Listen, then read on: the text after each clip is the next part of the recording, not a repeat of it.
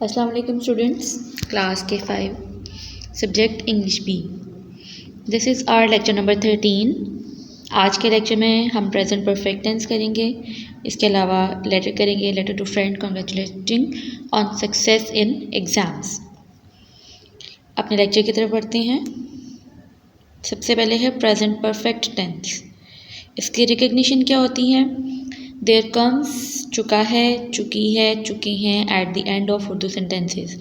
इसमें पहचान क्या होती है? जो उर्दू सेंटेंसेस होते हैं उसके एंड पे चुका है, चुकी है, चुके हैं, इस तरह के अल्फाज आते हैं तो इसका मतलब होता है, वो उनकी पहचान होती है कि वो प्रेजेंट परफेक्ट टेंस के सेंटेंसेस हैं। ट्रांसलेशन के लिए इसके फॉर्मूलाज क्या हैं? असर्टिव सेंटेंस, जिसे हम सिंपल सेंटेंस कहते हैं, उसमें हम ट्रांसलेट किस तरह से करते हैं? सबसे पहले सब्जेक्ट आता है, उसके बाद हेल्पिंग वर्ब इसमें आपके हैं हैज़ और हैव, फिर third form of verb and then object और फुल स्टॉप। नेगेटिव सेंटेंस में क्या करना होता है? सब्जेक्ट के बाद हेल्पिंग वर्ब के बाद हम नॉट का एडिशन करते हैं, वर्ब की थर्ड फॉर्म ही यूज़ होती है और लास्ट में आता है ऑब्जेक्ट और उसके साथ फुल स्टॉप।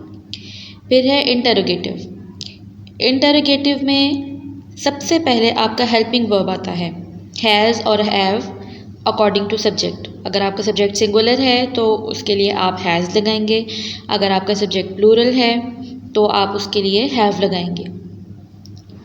फिर सब्जेक्ट आएगा, फिर third form of verb, object, और इस सेंटेंस के एंड पे हम क्वेश्चन मार्क लगाते हैं, फुल स्टॉप नहीं लगाते। नीचे आपको यूज़ ऑफ हेल्पिंग वर्ब बताया गया है। हैज़ आपने किसके साथ लगाना है? ही, शी, इट या कोई भी सिंगुलर नाउन जब हम यूज़ करते हैं तो फिर हम उसके साथ हैज़ यूज़ करते हैं। और हैव किसके साथ आता है? I have, we have, they have, you के साथ भी हम हैव ही लगाते हैं। और इसके अलावा कोई भी प्लूरल आपके इसमें सब्जेक्ट हो तो उसके साथ भी आप हैव लगाएंगे। ट्रांसलेशन है, फर्स्ट सेंटेंस है, टोनी खाना खा चुका है। अब देखिए यहाँ पे चुका है सिंगुलर है तो यहाँ पे हमने हेल्पिंग वर्ब यूज़ किया has. Tony has eaten the food. क्या मुसाफिर टिकट खरीद चुका है? Has the passenger bought the ticket.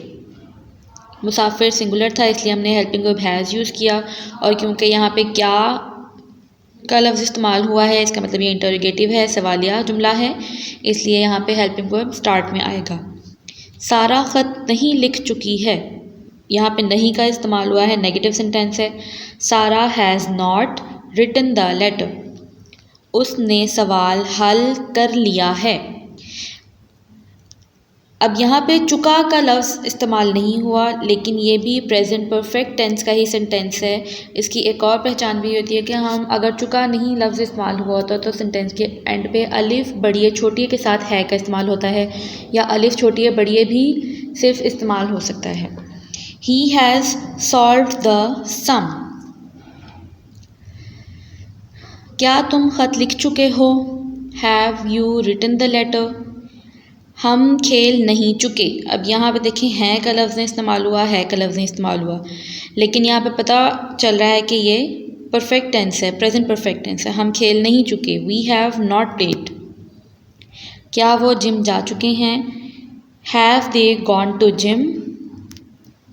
इसके बाद ये आपको 5 सेंटेंस दिए गए हैं, आपके होमवर्क में हैं। ये आपने उर्दू सेंटेंसेस लिख के इन्हें ट्रांसलेट करना है खुद से। पहला सेंटेंस है, क्या मैं अपना काम कर चुका हूँ? वो स्कूल जा चुके हैं। लड़के फुटबॉल नहीं खेल चुके, वो मर चुका है। क्या वो पानी पी चुकी है? फॉर्मूलाज की हेल्प लेंगे तो आपके लिए ट्रांसलेशन में बिल्कुल भी मुश्किल नहीं होगी। इसके अलावा आप अपने घर में किसी बड़े की भी हेल्प ले सकते हैं और उनकी हेल्प से इन्हें ट्रांसलेट कर सकते हैं। फिर है आपका letter to friend congratulating her on success in examination. Letter आपका स्टार्ट होता है राइट साइड से। सबसे पहले आप लिखेंगे एग्जामिनेशन हॉल, इसके बाद आपका आएगा comma, city A dot B dot C के बाद भी डॉट लगाएंगे और फिर आपका कॉमा आएगा। Date May 12, 2021 full stop. फिर आप लेफ़्ट साइड पर आ जाएंगे बिल्कुल मार्जिन लाइन के साथ। डियर फ्रेंड फ्रेंड के बाद भी हम कॉमा यूज़ करते हैं। I received your letter yesterday. I am very happy to know that you have passed the examinations and secured first position. I congratulate you on this great success. With best wishes, yours affectionately X.Y.C. आपने इसी pattern के साथ यहाँ पे इसको लिखना है। ये यहाँ तक आपका इस लेक्चर का काम था। ये तमाम काम आप अपनी इंग्लिश बी की नोटबुक में डेट एंड डे मेंशन करने के बाद नीट एंड क्लीन वे में नोट डाउन करेंगे। सेम आप वही पैटर्न रखेंगे जैसा आपको पैटर्न यहाँ पे बताया गया है। हेडिंग आपने किस तरह से देनी है, आपने काम को करना किस तरह से है, ये सारा आप इस लेक्चर के थ्रू ध्यान से देख के कीजिएगा काम। स्पेलिंग का ख़ास ख्याल रखिएगा, स्पेलिंग मिस्टेक कम से कम आप लोग करें। इसके अलावा ये सारा काम आप लोग याद भी करेंगे। शुक्रिया।